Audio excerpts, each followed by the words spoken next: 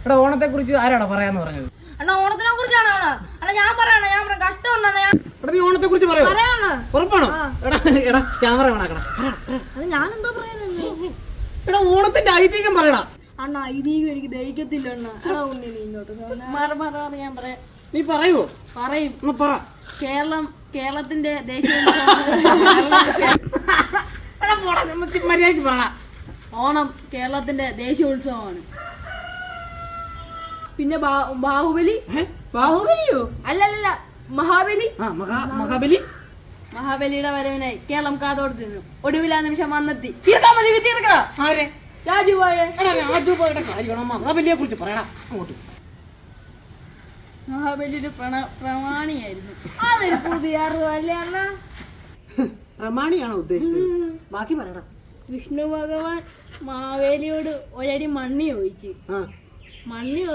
മാവേലി കൊടുത്തില്ല.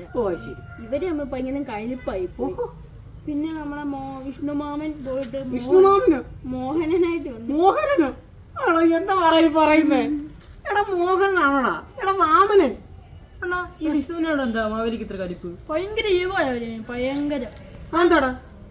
6 തലയാണ് അത്രയും ബുദ്ധിയും അതിനൊട്ട ശക്തിയുള്ള അറുമുഖനാണ് അവൻ. ആര്? മോഹനൻ. എടാ മോഹനന്റെ കാര്യമാണോ മാമന്റെ കാര്യം? നീ തന്നെ ഉണ്ടാക്കുന്ന അണ്ണാ എന്റെ എല്ലാം പോയിരിക്കുവാണ്. ഒരു ക്ലൈമാക്സിനോട് പറഞ്ഞിട്ടൊക്കെ പോവാണ്. എനിക്ക് ഒറ്റ ഒരു കാര്യം പറയാനുള്ളൂ. ഇവിടെ ഓണത്തിന് മുണ്ടെടുക്കുമ്പോ കഞ്ഞി മുക്കിയ ഉടുക്കരുത്. ഇവിടെ ഉടുത്താതെ ഇത് കൂട്ടി ഇരിക്കൂടാ.